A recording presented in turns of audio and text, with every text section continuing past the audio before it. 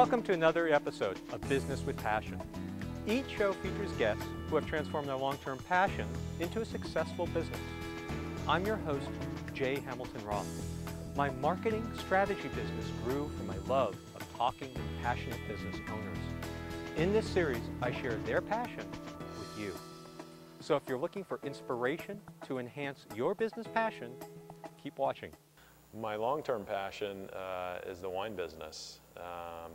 It's something that I've been interested in since I was actually a child. When I was about 3 years old, my family moved to the south of France. It was because my father had to take a job in the south for about 2 years.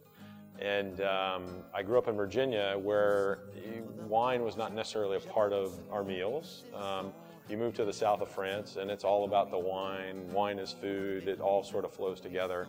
And so there was this pretty fascinating culture that we got introduced to. And I was only 3 years old at the time, but I very quickly got to see that practically every meal there was wine on the table, and there was always a lot of thought that went into the wine and the food and how it all went together.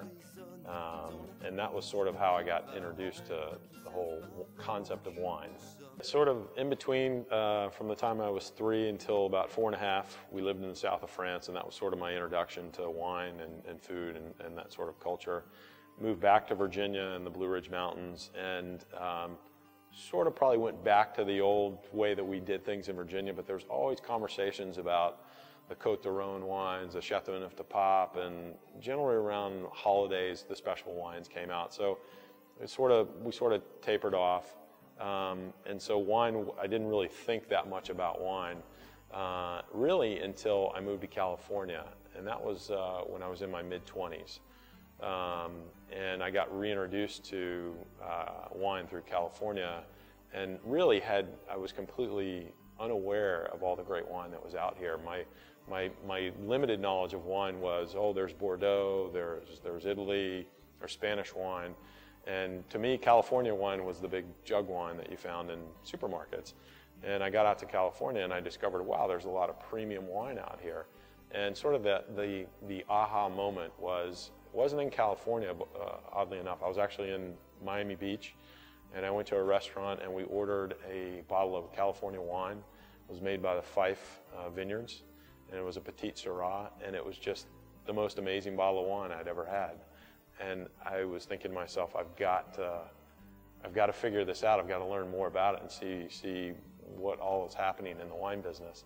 And so that sort of started it. It was more of like being an enthusiast, getting to know the different appellations in California. And then that sort of segued into a friend of mine was a home winemaker. So I went and helped him. We went down to Gilroy and picked Cabernet Sauvignon grapes. So then I started doing the home winemaking. And then from there, I did a little bit of traveling around the world, experiencing some worldwide wine growing regions. And during that time, it really kind of gelled that I wanted to find myself in the wine business. And so when I got back to California, that's when the search started to find where am I going to find my opportunity in the wine business. In 2001, my wife and I planned a trip that spanned greater part of Western Europe and Australia. And while she had her interest in what she wanted to do, I really was plotting out a strategy to hit kind of the major wine growing regions of the world. So the first phase of the trip was in January, and to Australia, which is in the middle of the summer there. And we hit the major wine growing regions on the eastern coast of Australia. We went to the Yarra Valley, the Hunter Valley, and the Barossa Valley. And it was very fascinating there in Australia. The people in Australia are incredibly friendly and forthcoming. And so they're willing to share and talk to you about wine and how it impacts their lives. And it was really interesting in Australia in that those three regions, while they're relatively close together, they produce very distinct wines. Like the Barossa Valley is a very hot area, and it produces very rich, deep Cabernets, and they call it Shiraz. And then the Hunter and Yarra Valley is a little cooler, and they produce more, not Pinot Noir, but more Chardonnays and Semillon grapes. And so learned a lot about how they do things there. That was very different than I think in other parts of the world. One thing that was really interesting about the vineyards there is on the edge of every vineyard row, they had a rose bush. And sometimes you see that here in California. Sometimes you see it in Europe. But the reason why they did that is because the rose bushes would fall prey to insects and disease before the vineyards would. So it's very easy for the vineyard managers to kind of go along, and if they spotted something on the rose bushes, they knew they had problems in the vineyard and they need to get on it. I thought that was pretty fascinating. It's like, you know, inventions and problems are, you know, something you got to always sort of figure out how to solve, and that was a very easy way to do that. After Australia, we came back to California, and then I think it was in March, we left for Western Europe, and we started in Paris. And from Paris, we traveled down to Lyon, which is the northern Rhone. We went to the Champagne region from there and sort of got to see how they did things and the different styles of wine that they made. And then from there, we did kind of went over to Germany and went to the Rhineland and sampled a lot of the wines over there, which are not very, I would say not terribly popular here in the States.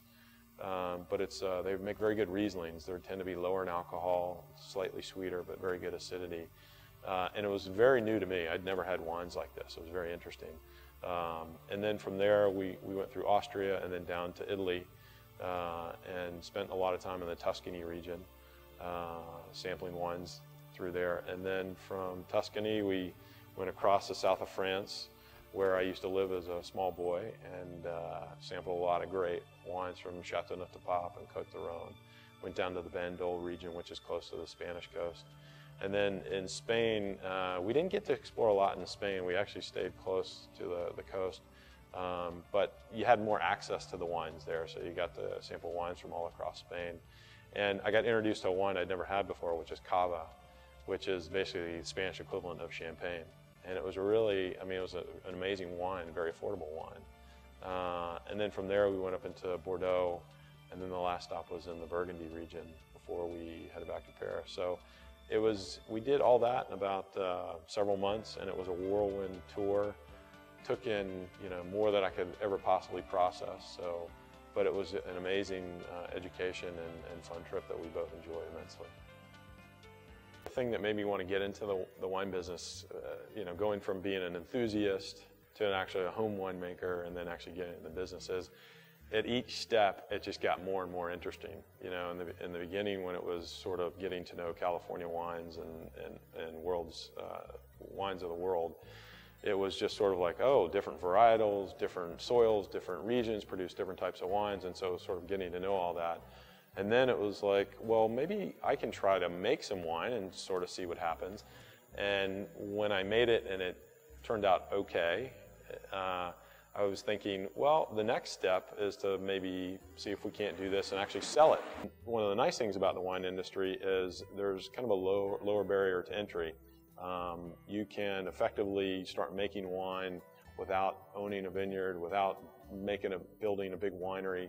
There are facilities where you can share equipment, you can set up grape contracts with growers, and you can kind of start on a small scale and let demand kind of push it along and see what happens. And so it wasn't a huge leap to go from home winemaker to commercial winemaker, given those circumstances. So to me, it was you know, it was a low risk venture, and if it worked out, great. If it didn't, I was still very passionate about wine. I could go back to making wine in my basement and giving it away as gifts.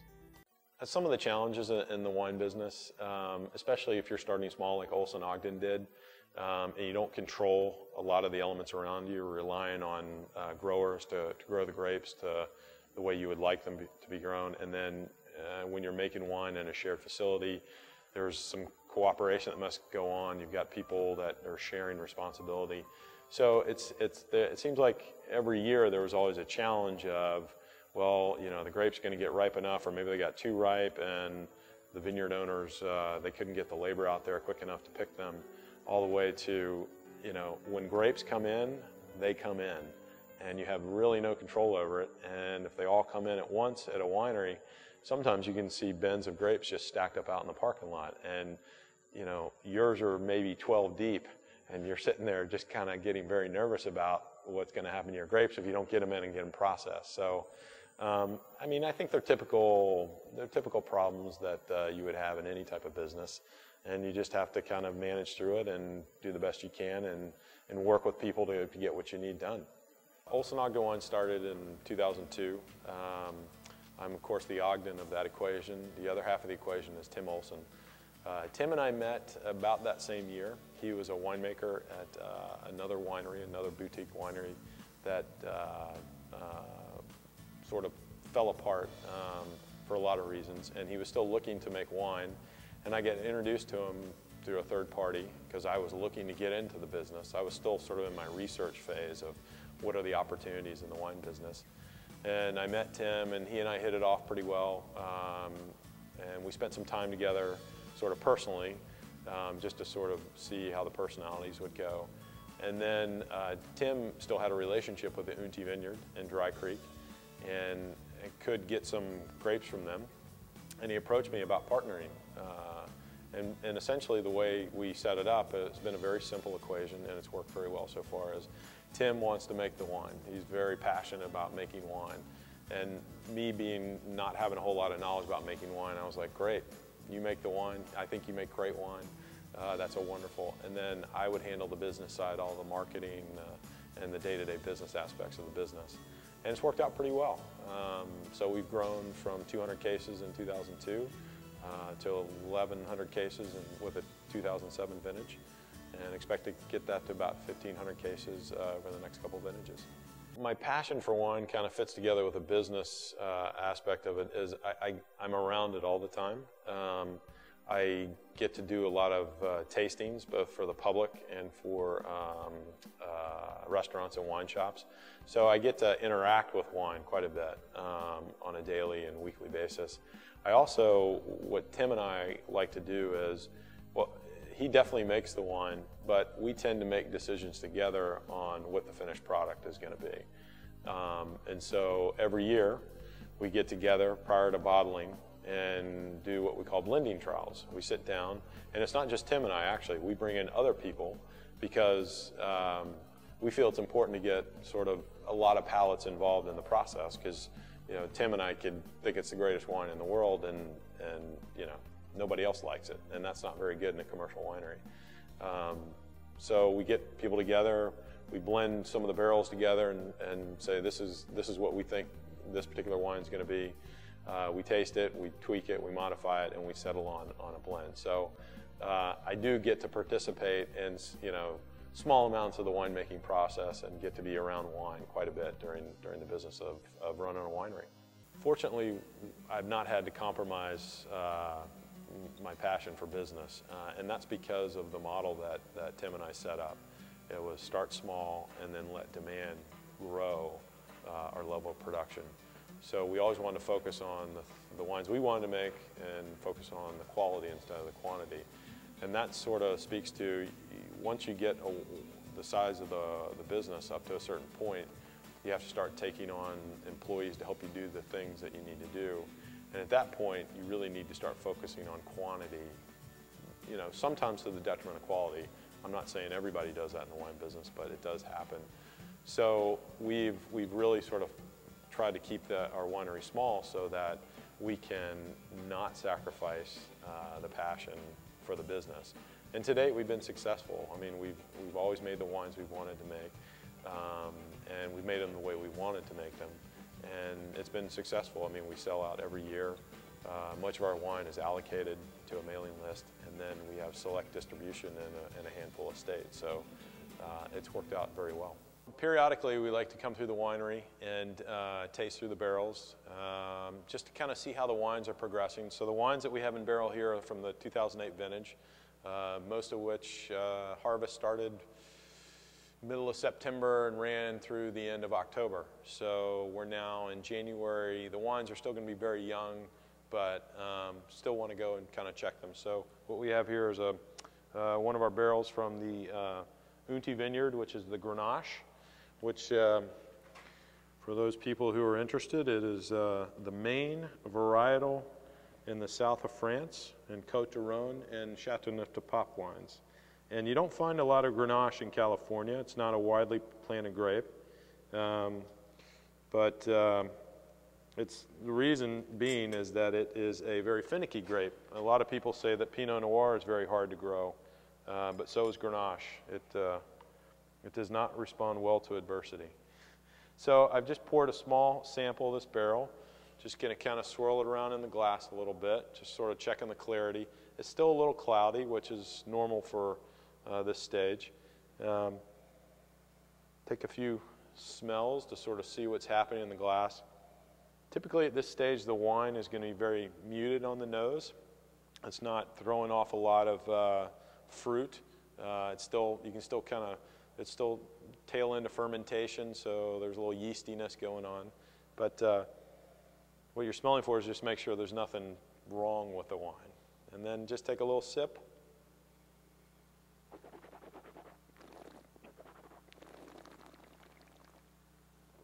What I'm doing there is I'm swishing around in my mouth, and then I'm sucking air across the wine, which allows it to kind of open up and see what sort of fruit flavors are in there. And it actually tastes wonderful at this stage.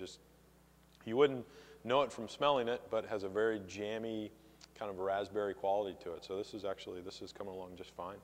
Olson Ogden has not a lot of distribution around the country. You can find them in a handful of states. It's mainly, most of our wine is sold through a mailing list. People are interested in getting our wine, they should come to our website and sign up to the mailing list. But if you live in a few states, New York, New Jersey, Illinois, Texas, and Virginia at this point, you should be able to find our wines in your local retailer. Our wines have received some, I would say, a fair amount of press from wine critics over the years, primarily our Syrah wines. We've gotten some 90+ scores. Most recently in our current vintage, 2 of our wines received a 93 and a 92, respectively. There are a lot of boutique wineries out there. They're small, doing similar things to what we're doing. But there are very few where the principals of the winery are so actively involved in it. Most small wineries, they have their wine made at a facility, and they probably will never touch the wine until it actually gets into the bottle. They have cellar workers that do all the work. Whereas in our business, we do it all ourselves. Tim spends, during harvest, I never see him. He is busy punching down the caps. You know, easily a 17-year-old kid could be doing that, but Tim's in there doing it because, you know, he likes to make a connection to the wine and make it work. Likewise, on the business side, we could be farming a lot of that stuff out, but I tend to do it all myself because we want to stay intimately connected with the business. We want to really get to know our customers. We want to know why they like our wine so much and continue to develop that relationship with them. So I think that sets us apart from a lot of the wineries out there. So we're in the fermentation room, or tank room, as it's called here. So after we've tasted the wine and in the barrel room, it'll come in here. It'll get racked off periodically through the year.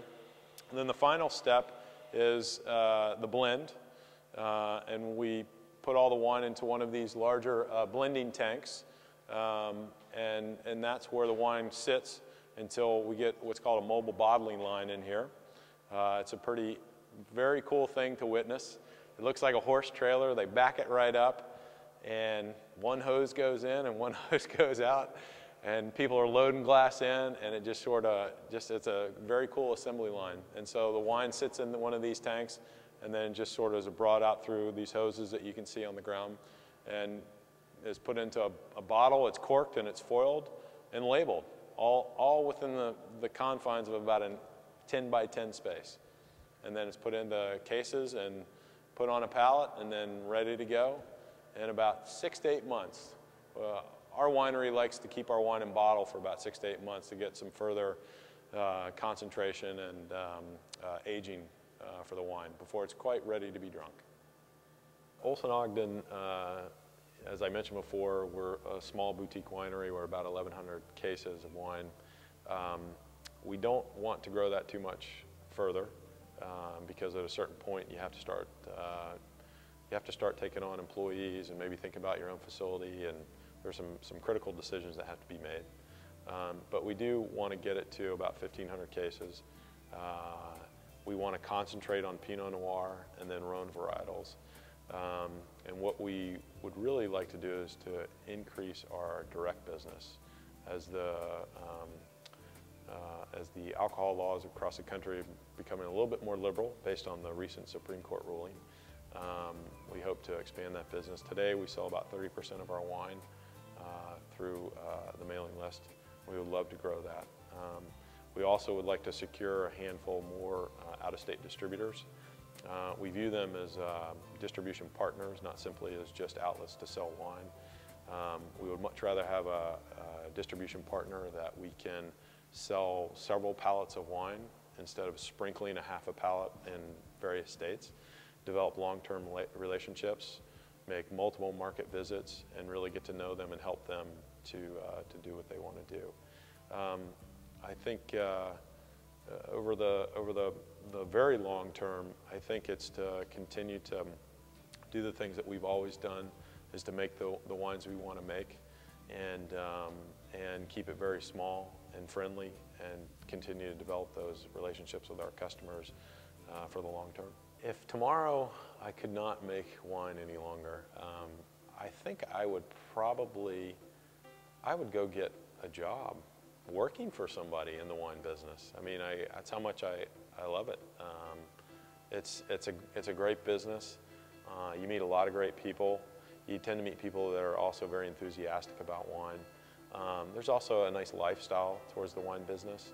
I found in this business people are a little more friendly than they might otherwise be. So if I couldn't make wine on my own tomorrow, I'd probably start shopping my resume around to go work for somebody else in the wine business.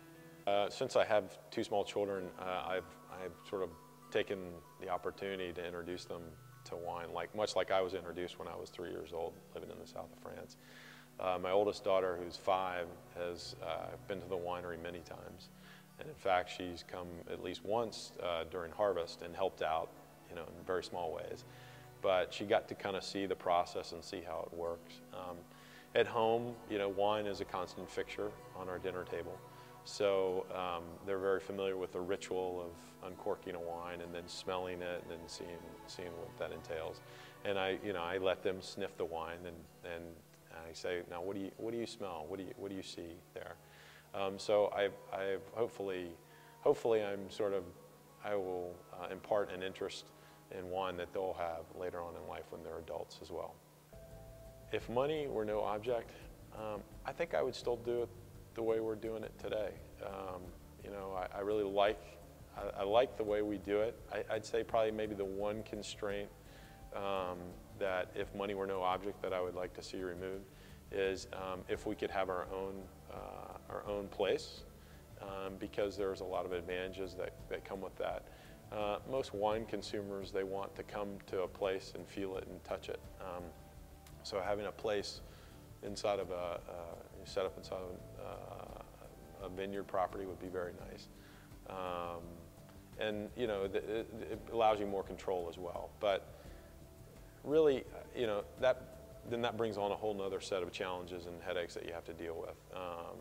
So I think really if money were no object, we would still continue to do the things the way we do it, because we're making the wines we want to make. We're doing it the way we want to do it. And so money is really not, in this particular case, is not material to the success. Thanks for watching this episode of Business with Passion. If you'd like more information about John Ogden, other shows, or perhaps to be a guest on a future show, go online to tv.manygoodideas.com.